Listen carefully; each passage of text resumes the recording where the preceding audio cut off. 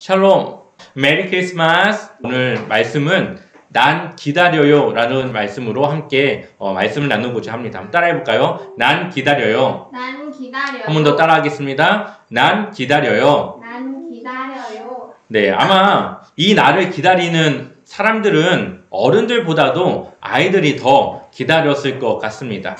왜냐하면 매년 이 크리스마스 때가 되면은 아이들은 꼭 자신들이 원하는 선물들을 받을 수 있는 그러한 날이기 때문이죠. 선물하니까 생각나는 이야기가 한 가지가 있습니다. 한 심리학자가 한 가지 사람들의 심리를 파악하기 위해서 실험을 하기 시작합니다. 자신이 살고 있는 동네를 지나면서 그 자신이 지나가는 길에 그 집 앞에 돈 봉투를 놔두는 것이었습니다. 하루는 그 길을 지나가면서 봉투에 3만 원씩을 넣어서 집 앞에 두었습니다. 사람들이 어떻게 반응하는지를 보기 위해서 숨어서 그 장면을 지켜보는데 사람들이 처음에는 그 돈에 대해서 의심을 하고 그 돈을 가져가지 않더랍니다. 그리고 그 다음 날에도 똑같이 3만 원을 놓습니다. 사람들은 여전히 그 의심을 거두지 않고 그 돈에 대해서 경계합니다. 3일, 4일 이렇게 시간이 지날 때마다 그 돈이 계속 그 봉투에 놓여져 있는 것을 보고 사람들은 그제서야 그 돈을 가지고 들어갑니다. 사람들은 기뻐했겠죠. 자신들에게 없었던 돈이 생기기 때문에. 그래서 그 돈을 가지고 사람들은 생활을 하고 쓰기도 했습니다. 이렇게 시간이 흐르자 이제는 사람들이 그 새벽의 시간에 나와서 그 돈을 기다리고 있습니다. 그리고 그 심리학자는 길을 지나가면서 그 돈을 또 사람들의 집 앞에 놓았죠. 그리고 이 심리학자는 다시 그 실험을 다시 바꾸기 시작하는데 이제는 돈 봉투를 주지 않는 것이었습니다. 사람들은 밖에 나와서 이 사람이 지나가면서 돈을 주겠지 기대하고 기다렸지만 이 사람이 그냥 지나가는 것을 보게 됩니다. 그럴 때 사람들은 이상하게 생각을 했던 것이죠. 왜 평소에는 주었던 그 돈 봉투를 주지 않는가? 사람들은 처음에는 이상하게 생각했습니다. 그 다음 날에도 이 심리학자는 돈 봉투를 놓지 않고 그냥 그 길을 지나갔습니다. 그때 사람들은 이렇게 말합니다. 이보시오! 왜 내 돈 3만 원을 안 주는 거요? 네? 내 돈 3만 원 달란 말이요? 여러분, 그 돈이 누구 겁니까? 심리학자 겁니다. 근데 사람들은 매일 그 돈이 자신들의 집 앞에 놓여져 있기 시작하니까 이제는 그 돈이 자신의 것이라고 착각을 하는 것이었습니다. 저는 이 이야기를 듣고 제 자신을 돌아봤습니다. 내가 가진 것이 모든 것이 하나님이 주신 것인데 내가 가진 모든 것이 하나님의 것인데 그것을 마치 내 것이냐 내 마음대로 사용하지 않았나 그렇게 생각을 하며 고민을 해보았습니다. 나에게 주신 모든 시간이 모든 삶이 하나님께서 허락하신 것인데 그것을 내가 허투루 소비하고 그것을 낭비하며 살아가지 않았는가 그렇게 생각을 해보았습니다. 그리고 오늘 하루의 삶을 주신 그 하나님이 나에게 허락하신 이 삶인데 그것을 너무나도 당연하게 생각하며 내일도 그것을 나에게 줄 것이라 생각하며 오늘 하루를 게으르게 살지는 않았는지 한번 우리 자신을 돌아보길 소망합니다. 우리가 오늘 하루를 하나님께서 주신 선물이라고 생각한다면 우리는 조금 더 가치 있게 하나님을 위해 살아가지 않겠습니까? 내일이 보장되지 않는다는 것을 우리가 기억한다면 우리는 오늘 하루를 더 하나님을 위해 또 내 삶의 가치 있는 일을 위해서 살아갈 수 있을 것입니다. 내일이 온다고 하는 것은 아무도 보장할 수 없습니다. 그것은 나의 영역이 아니라 하나님의 영역이기 때문이죠. 하나님께서 우리에게 내일을 허락하였지만 우리가 내일을 살 수 있는 것입니다. 그래서 우리에겐 지금 이 시간이 소중하고 우리는 지금 이 시간을 또 오늘 하루의 삶을 소중하고 가치 있게 우리는 살아가야 할 필요가 있는 것입니다.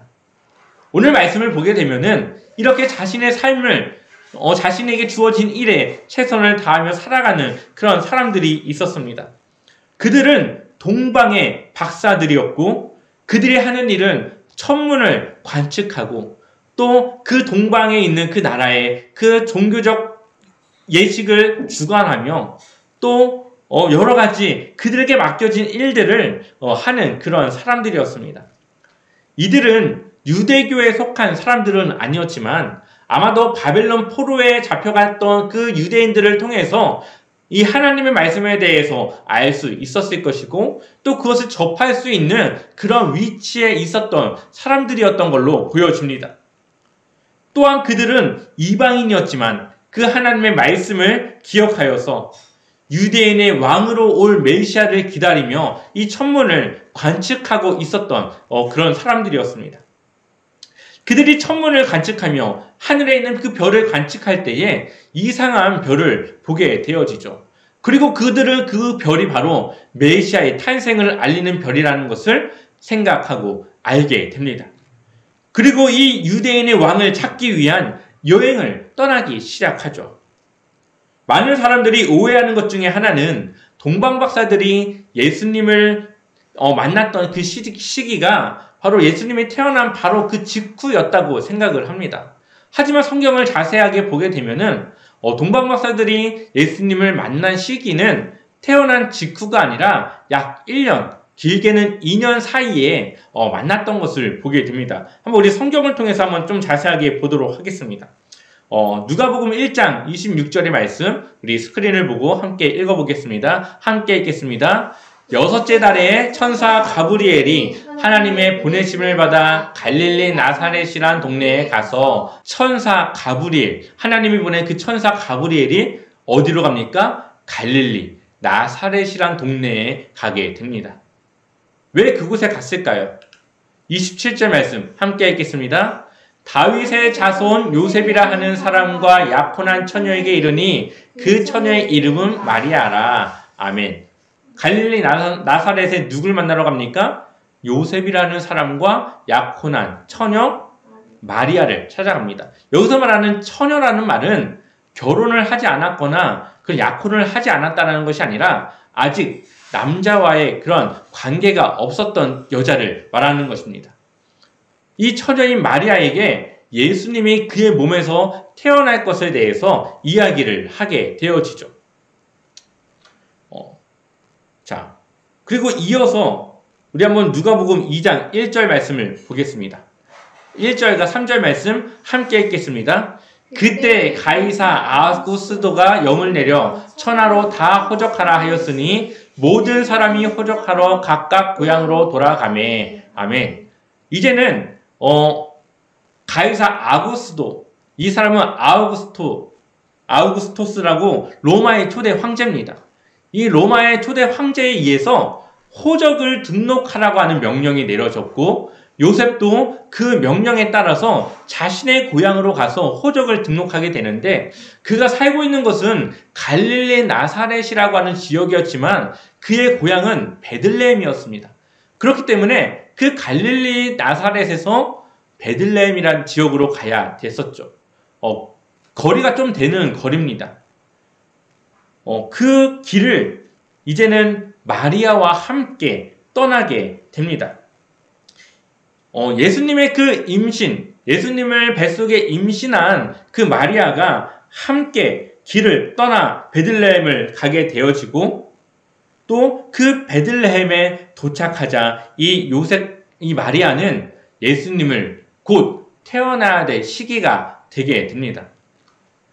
그러면서 마리아가 이제 출산을 앞뒀기 때문에 이제 곧 애를 출산해야 되는 그 때가 되었기 때문에 그들이 지낼 곳을 찾아야 되는데 이곳에 방문한 많은 사람들이 있었겠죠. 왜냐하면 호적을 등록해야 될 사람은 요셉뿐만 아니라 그 베들레헴을 고향으로 하는 모든 사람들이 호적을 등록해야 되기 때문에 여간의 모든 방이 다 차서 지낼 곳이 없었습니다.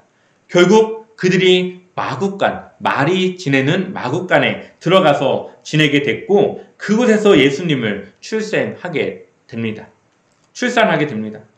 그리고 예수님은 말 구유, 말이 먹이를 놓는 그런 말 구유에 눕힐 수밖에 없었고 이렇게 초라한 모습으로 아무도 알지 못하는 그때에 예수님은 이 세상에 오시게 되어지죠.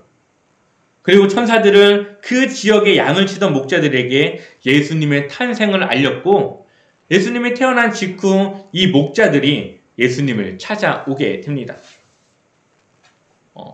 성경을 보게 되면은 예수님의 탄생을 제일 먼저 축하한 사람들은 바로 그 지역의 양을 치던 목자들이었습니다. 천사들의 그러한 소식을 듣고 예수님을 축하하러 온 것이죠. 그리고 약 1년에서 2년이 되지 않는 그 시간 사이에 동방박사들이 예수님을 찾아오게 되는 것입니다. 오늘 본문의 말씀을 통해서 좀 더 이 부분을 보겠습니다. 누가복음 2장 11절 말씀 함께 보겠습니다. 함께 읽겠습니다. 집에 들어가 아기와 그의 어머니 마리아가 함께 있는 것을 보고 엎드려 아기께 경배하고 보배합을 열어 황금과 유향과 몰약을 예물로 드리니라. 아멘. 동방박사들이 예수님을 만나기 위해 간 곳이 어디입니까? 집이었습니다.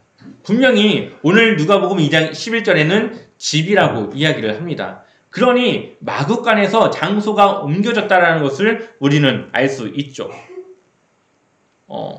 예수님이 출생한 지 1년 그 사이로 보는 이유가 몇 가지가 있습니다. 우선 호적을 등록해야 하는데 지금과 같이 행정이 완벽했던 시대는 아니었겠죠. 전산이 있거나 여러 가지 행정 시스템이 잘 갖춰지지 않았을 것입니다. 그렇기 때문에 수만 명의 사람들이 호적을 등록하는데 그 기간이 얼마나 많이 걸렸을까요? 아마 그렇기 때문에 몇 달간의 그 소요가 되는 그 시기를 거처가 필요했을 것이고 이 요셉은 이 마리아와 아기 예수님이 지낼 수 있는 거처, 집을 이후에 마련을 했을 것입니다. 그리고 그곳에서 호적을 하기 위한 그런 시간들 동안 기다렸다라는 것이죠. 또한 마리아가 출산을 하고 나서 바로 다시 나사렛으로 갈 수 있는 상황은 아니었을 것입니다. 우리나라에서도 최소 2주간의 산후조리를 하듯이 아마 그 유대 지방에서도 나름의 산후조리의 시간이 있었고 기간이 있었을 것입니다. 그렇기 때문에 그러한 회복의 시간들도 필요했었다는 것이죠. 그렇기 때문에 그들이 베들레헴에 좀 더 머물러 있었던 것으로 보게 됩니다. 또한 성경을 보게 되면은 아기 예수의 그 아기라는 말에 파이디온이라고 하는 헬라어를 사용합니다.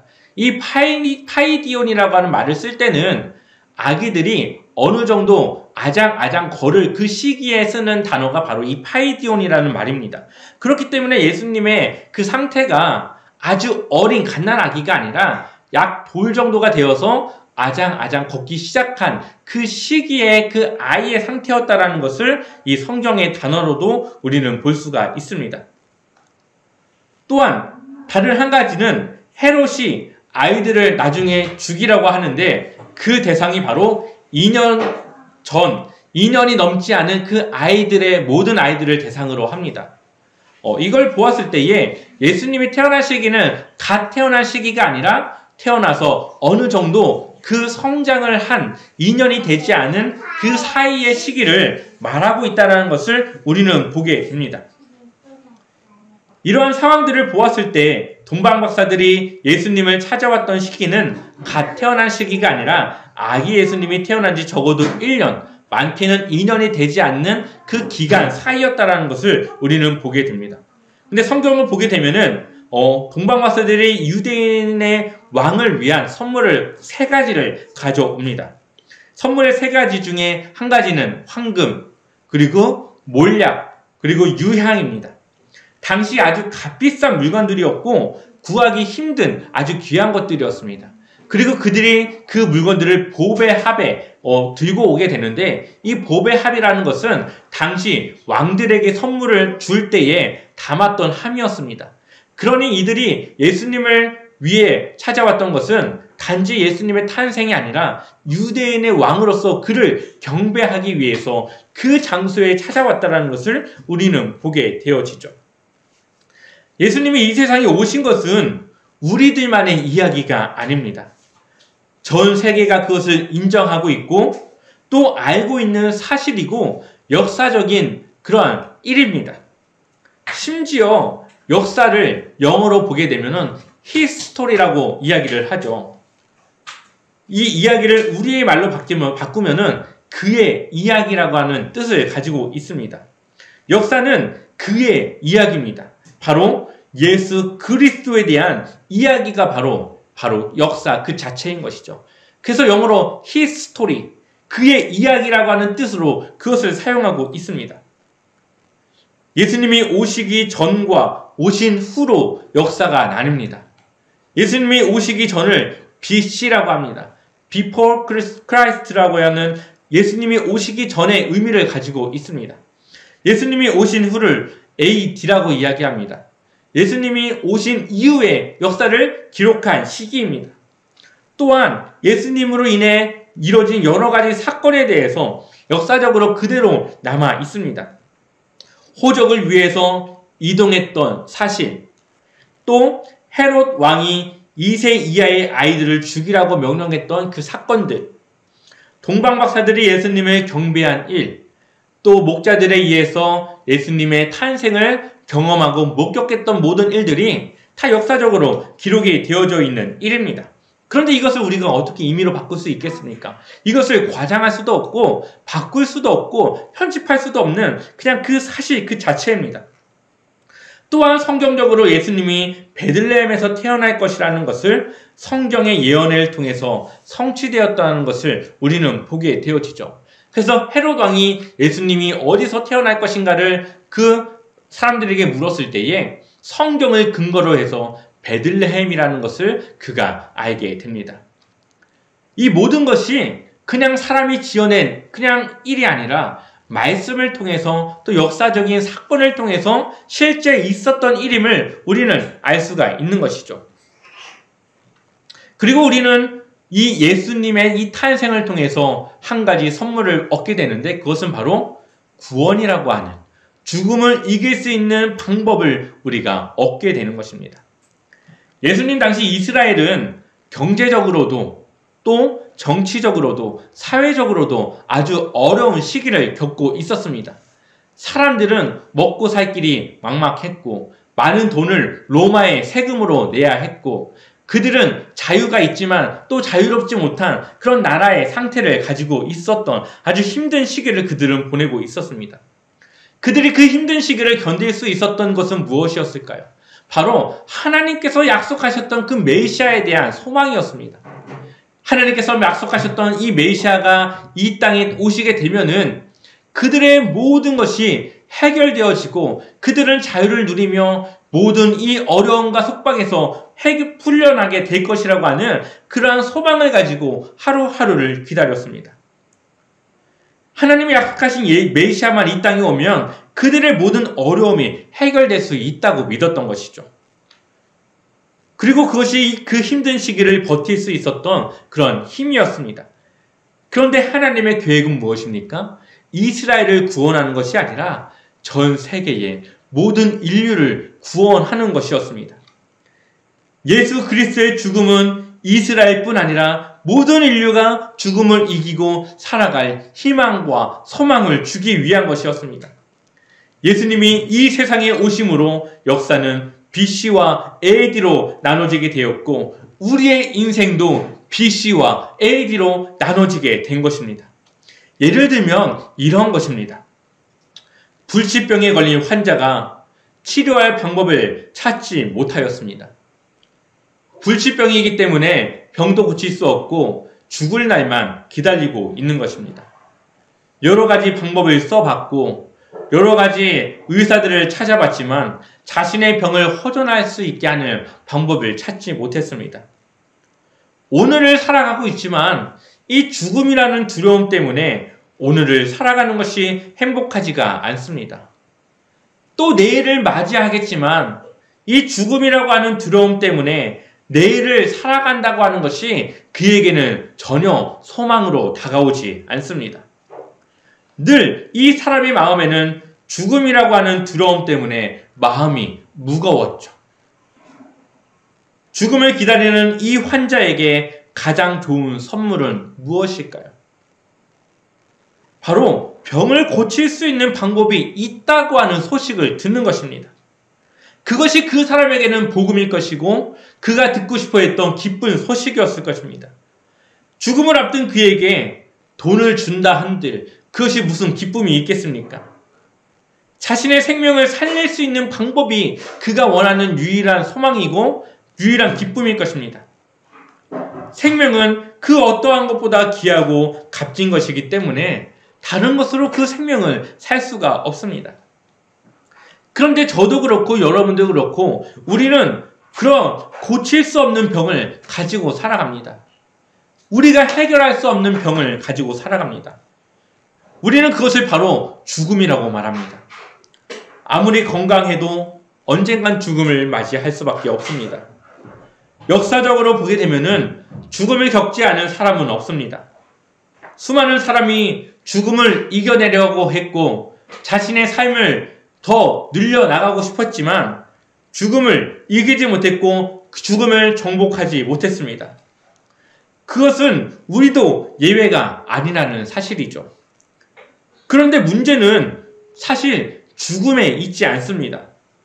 병으로 죽든 늙어서 죽든 우리는 언젠가 한 번은 죽을 수밖에 없습니다. 그러면 우리는 무엇을 고민하고 무엇을 해결해야 될까요? 죽음 이후의 삶을 해결해야 되는 것이죠. 문제는 죽음 이후에 대한 확신이 없기 때문에 그 죽음을 두렵게 느끼는 것입니다. 우리가 경험해보지 못한 영역인 죽음은 그 이후의 삶을 알 수 없기 때문에 두려운 것이죠. 그런데 이제 예수 그리스도를 통해서 우리는 죽음을 이길 수 있게 되었습니다. 죽음에서 끝이 아니라 죽음 이후에 예수님과 영원히 함께 살아갈 천국에 대한 소망을 갖게 되었고 그 천국에 대한 확신을 또 구원의 방법을 우리는 얻었습니다. 예수 그리스도를 믿기만 하면 우리의 죄를 용서하기 위해 십자가에 달려 돌아가신 예수 그리스도를 믿기만 하면 우리는 구원을 얻을 수 있고 그 얻은 구원을 통하여서 죽음 이후에 그리스도와 함께하는 천국에서의 삶을 소망할 수 있게 됩니다. 그리스도께서 부활하심으로 우리에게 그 죽음을 이길 수 있다고 하는 것을 보여주셨습니다. 예수님이 이 세상에 오심으로 온 인류는 죽음을 이길 수 있는 방법을 얻게 되었습니다. 그래서 이제 우리는 더 이상 죽음을 두려워할 것이 아니라 새로운 삶에 대한 소망과 희망으로 바꿀 수 있게 되는 것이죠. 그러니 매일의 삶이 우리에게는 소망이고 기쁨이 될 수 있는 것입니다. 내가 힘들어도 구원이 있기 때문에 우리는 기쁨과 소망 안에서 살아갈 수 있습니다. 그렇기 때문에 예수님을 믿고 살아가는 우리의 삶은 예수님을 믿지 않는 다른 사람들과 다른 삶을 살아가고 있다는 것입니다. 예수님은 그가 하늘로 올라간 것 같이 다시 이 땅에 오실 것이라고 우리에게 약속하셨습니다. 그때가 언제가 될지 모르겠지만 예수님이 다시 이 땅에 오시면 히스토리, 즉 그의 이야기는 끝이 나게 되어지게 됩니다. 모든 역사는 거기서 마무리가 되는 것이죠. 우리는 예수님과 함께 천국에서 영원히 행복을 누리며 살아갈 그러한 시간이 그때에 다가오게 됩니다. 우리는 예수님을 기다리는 신앙으로 살아갑니다. 다시 오실 예수님을 기다리는 일은 특별한 일을 원하지 않습니다. 예수님을 기다리는 일은 특별한 무언가를 원하기보다는 우리의 평범한 일상을 살아가며 우리에게 맡겨진 일을 우리가 감당하며 예수님을 기다리는 것입니다. 성경을 보게 되면은 주인을 기다리는 종에 대한 이야기들이 있습니다. 주인이 그들에게 요구하는 것은 바로 그들에게 맡겨진 일에 대한 충성이었고 또 주인이 자신들에게 맡겨진 일을 하는 것이었습니다.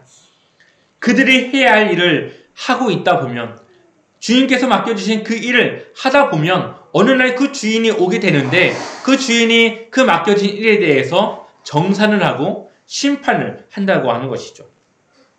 그 일에 대한 평가를 내린다는 것입니다. 우리가 해야 될 일은 뭔가 특별한 일이 아니라 오늘 하루 우리에게 주어진 일과 우리에게 주어진 그 삶을 주를 위해 살아가는 것이고 어제와 같이 오늘을 주를 위해 살아가는 것입니다. 여러분은 예수님이 오셨을 때에 어떠한 모습으로 있길 원하십니까? 혹시 내가 죄를 짓고 있는 그 순간에 경건하지 못한 그 모습으로 있을 때에 예수님이 오신다면, 그 예수님과 내가 눈이 마주친다면 얼마나 그것이 부끄러울까요?